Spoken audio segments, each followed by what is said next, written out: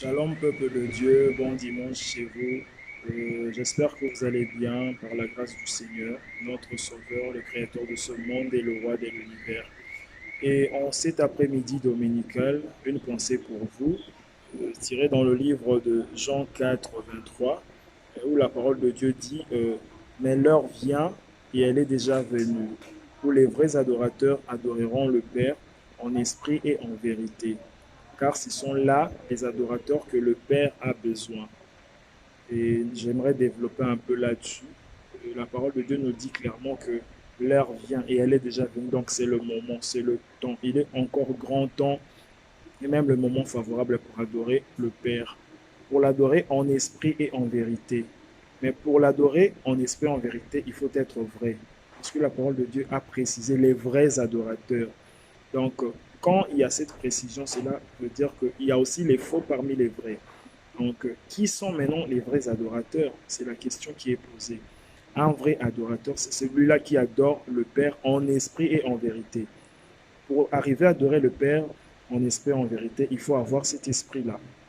Cet esprit de Dieu doit habiter en nous pour qu'on puisse maintenant sortir une adoration spirituelle et une adoration qui est vraie. Voilà, c'est là où le bas blesse. Maintenant, pour qu'on puisse avoir l'esprit en nous, il faut mener une vie de sanctification. Il faut marcher dans la crainte de Dieu. Commencer par se repentir.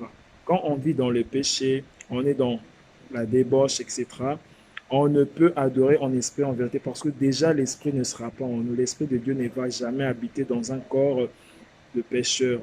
Dans la vie de quelqu'un qui pêche à chaque fois, qui ne sait pas craindre Dieu, qui ne met pas en exergue la loi divine, qui ne respecte pas cette loi, c'est difficile pour cette personne d'avoir l'Esprit de Dieu en lui.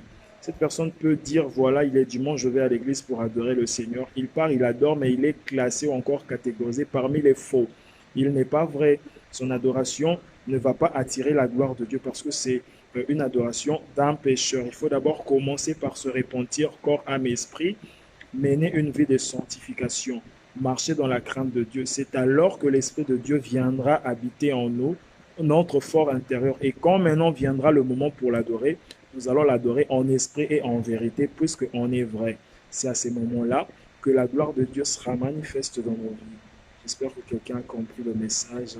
Bonne suite de journée chez vous. Au revoir.